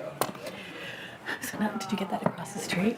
I was going to say, now you got to go and buy the suit too. If you buy stuff there, the stuff is great. You'll get like my twins have been for 10 years. Wait till it's on sale. I have to go to class. Do you mind if I asked you like my two questions before your presentation and then leave and you not think I'm being rude? That only if you buy a crock pot. What? A crock The pot? Yinzer crock pot. Oh, I thought you were getting me one. What the heck?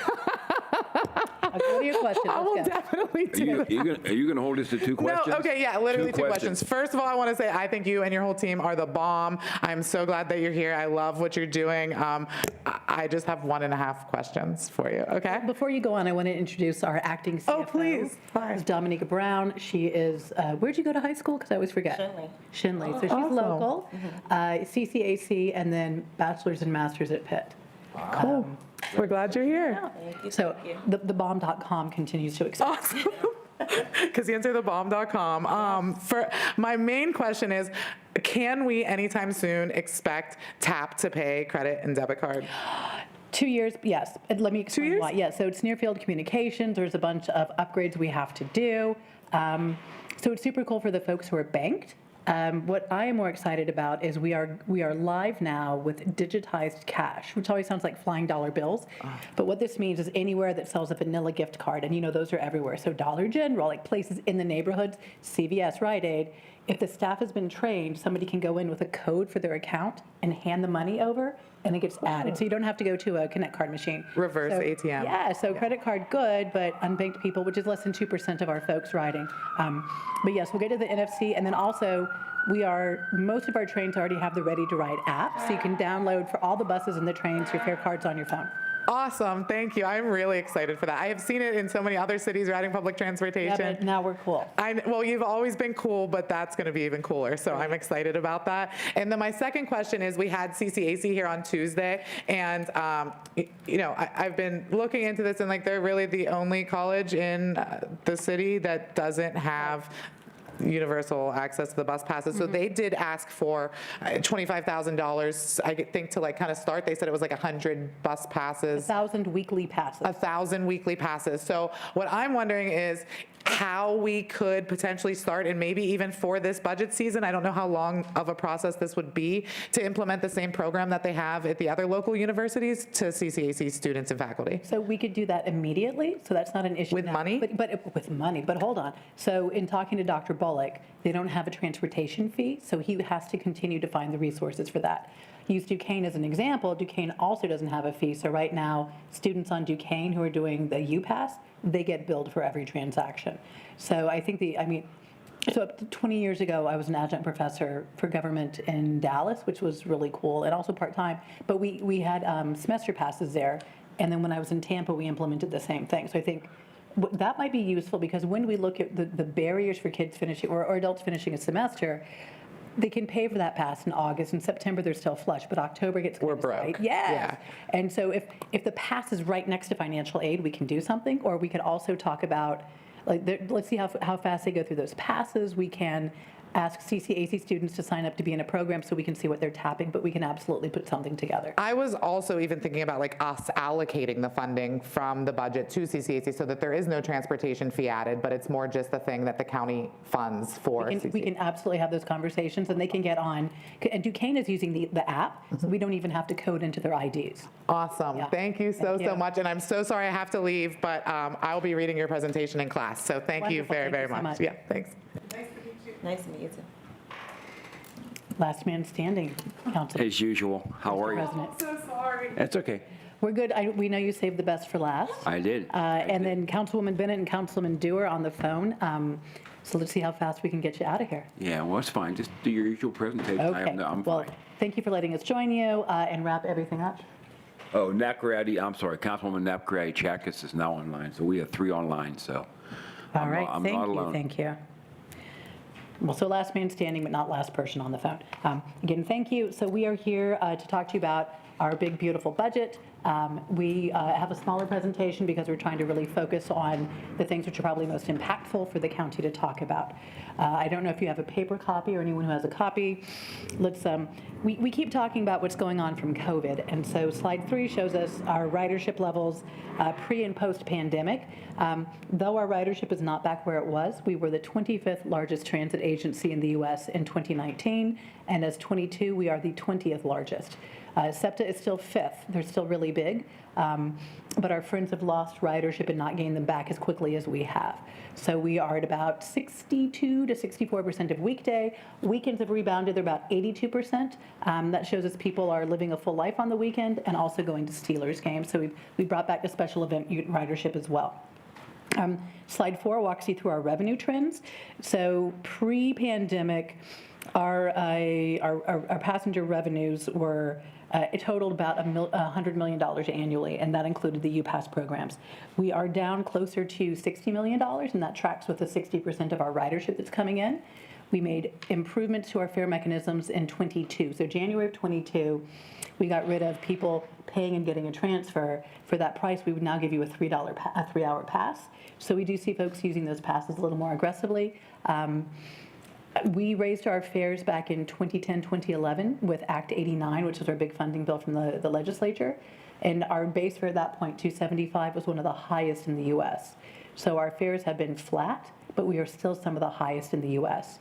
And until, I hesitate to say it this way, but until everyone else catches up, I don't see why we punish people in Allegheny County for having had that big fare in the first place. So we'll continue to monitor that based on national trends and our cost of living. So page 5 kicks off our transit operating and budget reviews. Our budget projected for fiscal '24 is $535 million. And if I am not incorrect, our budget projected for this year on operating is about $530 million. So it's essentially the same cost. So we've been very, very much focused on cost containment. And the next slide will show you how we're spending things. So pension employee benefits, obviously we're manpower rich. Even if we had automated buses, I would still have a minder because I don't want 40 unrelated people in a sealed box. Something bad would happen. So even if we had AV, we would still have this customer service component that we'd be going for. And again, people drive buses and people fix buses. So our budget's going to consistently be in the high 60s when it comes down to personnel costs. Slide 8 goes over our capital revenues. The state is a generous funder between Act 89 funding and other grants which we receive back in. The county provides a match to this funding. And then we have our federal money which comes in. Federal money, we focus on buying new buses. Buses last for 12 years. That's 600,000 miles. So think how many miles that would be for your car. That would be essentially if you drove for 45 years almost nonstop. So the buses do 50,000 miles a year. We wear them out. Our rail cars are good for 30 years, but we don't get a separate pot of money. So our cars are now 37 years old, and we're working on the finances to replace those. Expenses I'll show you, so it breaks down a little bit more on slide 9. Facility improvements, we have hard weather and we have old infrastructure, so we are out there making things better for our passengers. Fixed guideway is the investment that we make in rail and busway. Slide 10 runs through some of the big things we do. Our debt service is our 2020 series bond debt. This relates back to North Shore Connector. That is at 0.85% interest. So I will say better to be lucky than good, but luck favors the prepared. So we have a really good bond rate. And it looks like also walks through our various revenue vehicle replacements and the guideway improvements. You will see these guideway improvements if you are downtown this weekend. Wood Street is closed for new elevators, and we are replacing plinths, which is where our rails anchor into the downtown stations. Also more on slide 11 of our capital budget showing our facility improvements. And then we also have to support this infrastructure, so our IT and various transit enhancements. Slide 12, which is sticking together for me, goes through our operating budget request to the county, so about a 4% increase. RAD is flat from the previous year, and that is the amount we've received from RAD, I want to say for 12 years now. Slide 13 shows a difference in our change on budget. This is because we're out here spending more on BRT and other improvements for this capital budget year. I apologize for all the traffic on 5th and Liberty and 6th. I promise it will get better someday. But the improvements that we're able to make will be pretty substantive. And also in a post-COVID world, being able to create some downtown places that we can do plantings, we can do curb cuts. I think any excuse that we have to be a good neighbor and reinvest in downtown, I think is a good thing for us to do. Slide 14 starts going into our COVID funding drawdowns. So we were fortunate to receive life-saving aid from 3 different tranches of federal funding, same with every transit agency in the Commonwealth. We have made the decision to start aggressively drawing down that federal aid before it disappears. That means more of our state money is rolling into the bank. At this point, we are projected that we will be in the red in fiscal '28. Since I have been here, I think we've consistently told you we will be broke in 4 years. Someday I'll tell you we'll be broke in 5 years, and I'll be really excited about that. With Act 89, our projection was we would save money for 3 years, spend it for 3 years, and then dip in the bank for 4 years and be broke by 2021. And we had over $150 million in the bank at that point. So we've been very conservative in what we can deliver. Snapshot on page 15, again, 26 miles of rail, 730 buses. We are, as they say, a big deal, and we continue to maintain 11 tunnels and 79 bridges. Some of these are not bridges that have any service on them. Some are bridges that are unique in the, like the Panhandle Bridge that goes over the Mon, that's our rail bridge. There is no bucket of state or federal funding for a city train-only bridge. We'll have to work on that, but there's bus and rail and intercity rail or pedestrian, this, that, the other. But that particular bridge, we have to allocate money throughout our budgets for it because there's not a separate thing under state funding, the Infrastructure Act. It would have been $55 million to repair in 2020. Now it's in 23, it's $80 million. So we're not saving any money by waiting. So you'll continue to see us slicing off some pieces for that. The next slide shows Next Transit. I think we've talked about this before. When I got here, one of my marching orders from the board was to come up with a comprehensive plan. We had never had one. And if you have to keep an asset for 30 years, you should probably have a 25-year plan of what you're doing with it and keeping it up. So during the pandemic, we were able to do our long-range plan.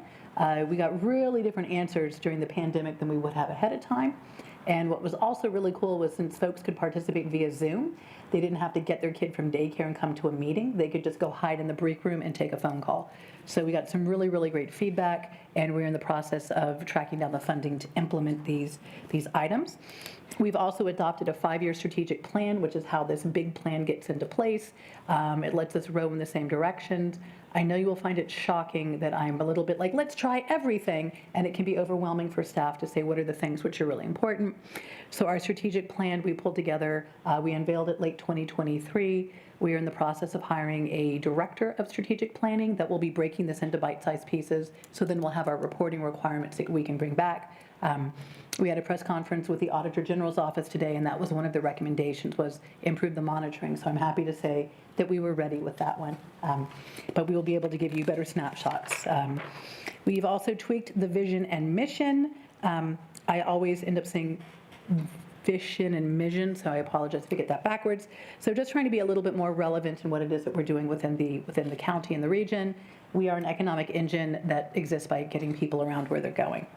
We had three major goals in our strategic plan: accountability, customer experience, and then you'll see, we did have 4. No, we rolled them in: organizational resilience and sustainability. So doing what we said we would, focusing on that customer, whether that's our employee, whether that's the patron on the corner, whether it's a small business that we're trying to grow. Resilience, slightly different from sustainability. So sustainability, we say save the planet, but resilience is save everything else. So these were our major focuses. If you would like to, I can walk you through every single strategy on slide 21, or we can use them as examples of some of the things that we have looked at. That's what I was thinking. We're happy to come back and talk about them later. But it is not, all sunshine. We have some of the same challenges everyone else has. We still are dogged by supply chain issues. When we were working on the incline last year doing our upgrade, we had a motor for the doors that got sent to Wisconsin by accident. I'm so sorry. And the engine lived in Wisconsin for 4 months before we could get it back. Most recently, we had a door jump off the incline yesterday morning, and I think, are we back in business yet, Kurt? I heard Tuesday, no. Okay. We're trying to get there sooner, but definitely by Tuesday. It is 153 years old. And those parts aren't necessarily made, so a lot of times we have to source in the components and machine something. Construction is, of course, more expensive, and I don't know what people waited for all summer, but it's like we have 3 years of construction going on right now, right? It's like we finally got around to it in the last couple months of good year. Makes it harder to get around, impacts traffic. It's also hard to hire, so we are part of a national trend. According to the American Public Transportation Association, 96% of transit agencies are having manpower issues. 84% of them can't make their service every day because they don't have enough folks. Our friends in Cleveland only have 82% of their bus positions filled. Our friends in Baltimore have not touched their schedules, and they will have times where you need a bus every 10 minutes and it's once an hour. So just to, DC just had actually a really great article about the authors of this article saying, I wait 45 minutes for my bus, and it's packed. But that's just what happens. I would like to get those reporters to come to town, but we have really great folks. So it's hard. It's a hard job to get people into. It's hard to tell someone they'll drive for 18 years before they don't have a split shift. They have to drive holidays. And we still have, the rush hour schedule, so people might have to work schedules that are a little more challenging. So we have overhauled our hiring process. We've removed some barriers. We've expanded how many students our folks can train at a time. So guardedly optimistic we'll be able to fill all our service and start looking at expansion in the near future. We also want to make sure that as we hire backup folks. So if we need to have a town hall, these folks can work at the town hall and these folks can drive. Or if we need to have a scheduling committee, there's backup so we can talk to them. And that's a priority for us to invest in our staff. They deserve that. Next slide is sticking together. I am so sorry. So some things that we have done to also target not just hiring better, but being a good neighbor. We've expanded our previous role of the Director of Equity and Inclusion to a Deputy Chief that will be Equity and Inclusion. This will have us at Umbrella, we'll have a Director of Accessibility, so everything that we touch for accessibility, not just for mobility devices, but visual impairment. We can also put in language access. So per federal laws, until 10% of our population speaks a language other than English, it doesn't trigger us putting something together. So we are working on a policy where we can define down if people who live within a half mile of transit have limited English proficiency and they speak a different language at home and they are high propensity for transit, that we can start saying, okay, that makes sense for that language. Because we may, for instance, have a whole bunch of folks who speak Spanish in Beachview, but if we don't have a set policy, then the FTA is going to say, where's your Mandarin, where's your Nepali, where are these other languages? So we want to make sure that we're able to deliver what is useful for folks and not just a big poster that you don't know what it says. And that these positions will be in our equity and inclusion. I'm also really excited about this, a community employment liaison position. This is essentially helping folks get back to work that have been out of the workforce or they just don't know how to get everything filled out. So December of 2020, every job lost in the US was lost by a woman. 180,000 women left the workforce, 30,000 men joined. 150,000 women are ready to come back and looking for jobs, and they have big gaps on their resume. Boom, this person can work with them to help explain that and just interact with them. The world is continually on fire, and if we have refugees who come to Allegheny County, they deserve, if they're cleared with all their paperwork, they need a job. If they can meet our requirements, we can help them out with that too. So I'm really excited about this. So we can employ folks, but we're doing well by doing good. Couple other, we just talked about this. We have implemented some new scores, so some affordable fares that we put together back in January of 22. We're seeing them very popular. And of course, Council is familiar with DHS's pilot program, the reduced and the free passes, which has got some really interesting data, and I'm sure they're bringing that back to you to discuss. And that is on the next slide, so I've already talked about it, so here we go. Next slide. Other initiatives in sustainability, we have a budget for a director level position of sustainability. We have a preliminary sustainability plan. We've added our zero emissions program manager, and we're happy to come back for a longer conversation about, yes, we're still doing electric, but hydrogen is very interesting to us. And it gets rid of some of the issues that we would have with electric. So the next slide shows you our transition from, traditional diesel buses over to completely clean. There are some issues with being able to charge buses, getting fuels, but it's our opportunity to help take care of the planet and our local area. More information on our zero emission plan. Wow, we sure went crazy on our fleet transition slides, didn't we? So if you want the granular data of the transition, that will be on our next slide. Council President, we defer back to you. So we're on the last slide that says what's next. Thank you. Thank you. Doing well. Yes, sir. Thank you. On here. We love it.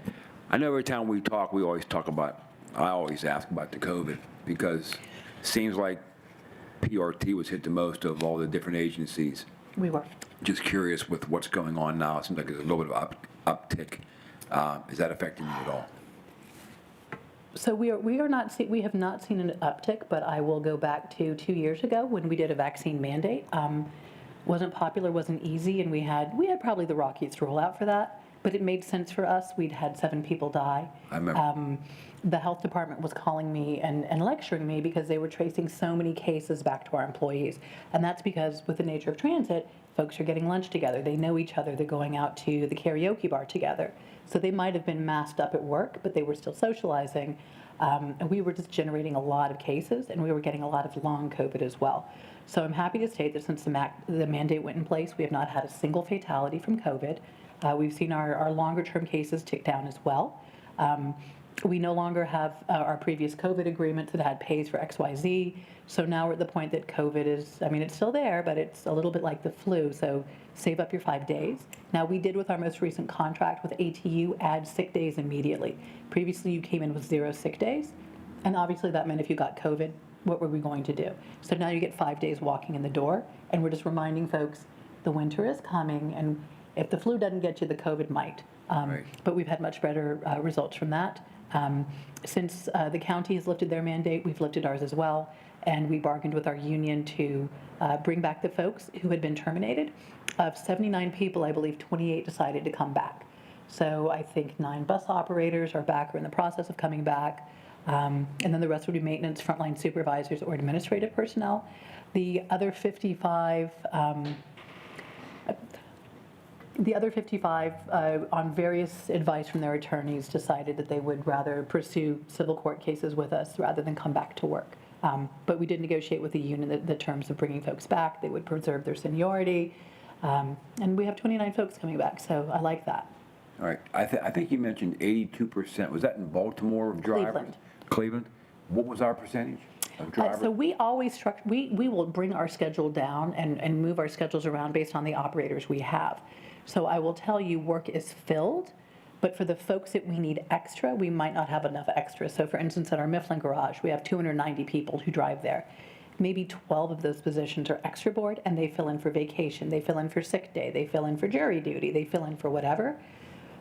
My rule of thumb is I want 20% extra on the people. So if there's 290 people, I probably want 45 or 50.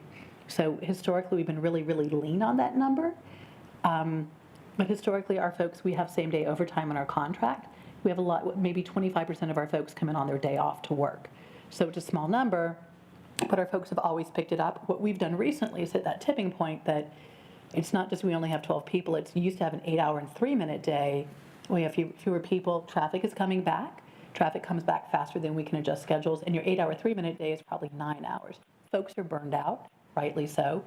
So that's why we'll be concentrating on building those numbers so we have enough of that buffer. Those extra numbers, are they full-time employees? They are all full-time. We have no part-time bus drivers. Okay. Well, that's great. Well, thank you very much for a great presentation. Thank you. Who's on there? Councilwoman Chapkus, any questions? I just want, how often, we know in terms of social determinants of health and transportation is so critical in that space.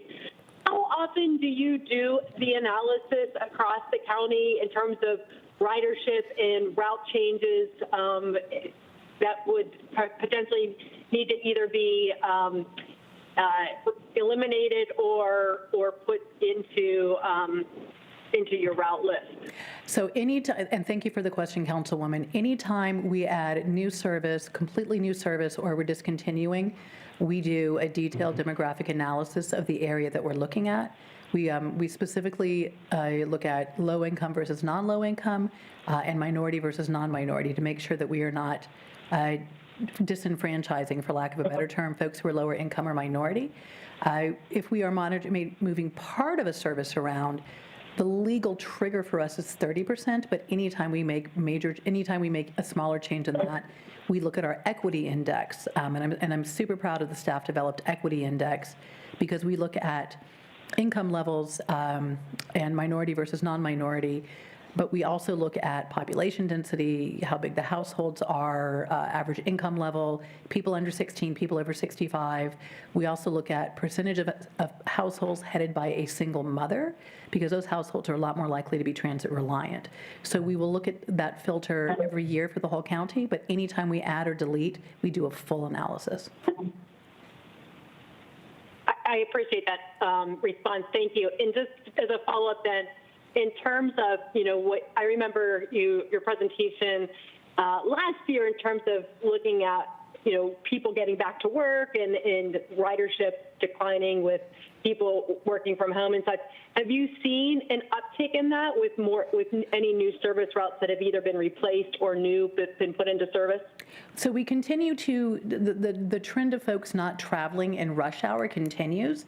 So pre-pandemic, our ridership curve looked like the Motorola M, with those really tall spikes. And now we look like, the back of an elephant. So it's much more normalized out. So we continue to see that this really sharp increase in rush hour is not there. But what we are seeing is folks riding later into the evening and folks coming back on the weekend. And we would expect that because if you're going to use transit, if you can use it 7 days a week, it's most valuable for you. So as we move frequency, people will get out of their leases, people will take new jobs, and then they realize they can live a full life in these neighborhoods. So we're seeing strength coming back in the late nights and the evenings. Now, we are kicking off a program that we're happy to come back and talk about called Bus Line Redesign, where we're looking at where all our routes are now and work with our boroughs and our communities to see where folks are trying to go. It's not adding service, it's kind of rearranging the living room.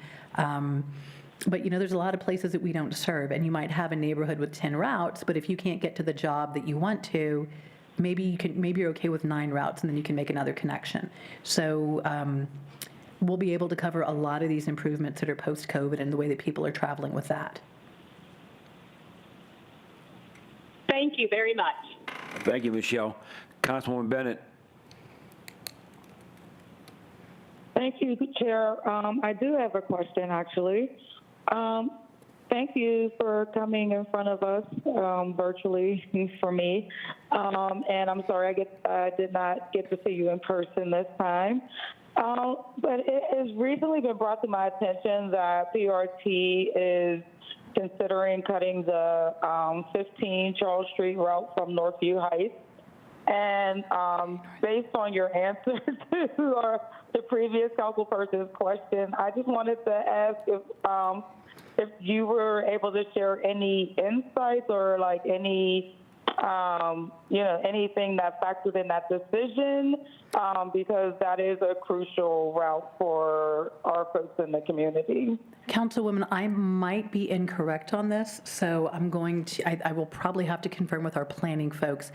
If I recall correctly, there is a bridge into the community that has been restricted down, and either between weight and width, we can't get buses through this central corridor. I may be wrong. I think I'm remembering it right, but let me do this. Let me get back, confirm with our planning folks what we see, and then we can come back to you with that data and we can work on a game plan. Is that okay? Well, yes, I can answer that question for you. Yes, the Flintdale Bridge is under construction presently. Excuse me, but hopefully that is not going to be forevermore. So I understand that there is a detour compensation that drivers have to be paid in order to drive that detour. So I was kind of asking, but was leaving that open for you to say if that was part of the decision making. Yeah,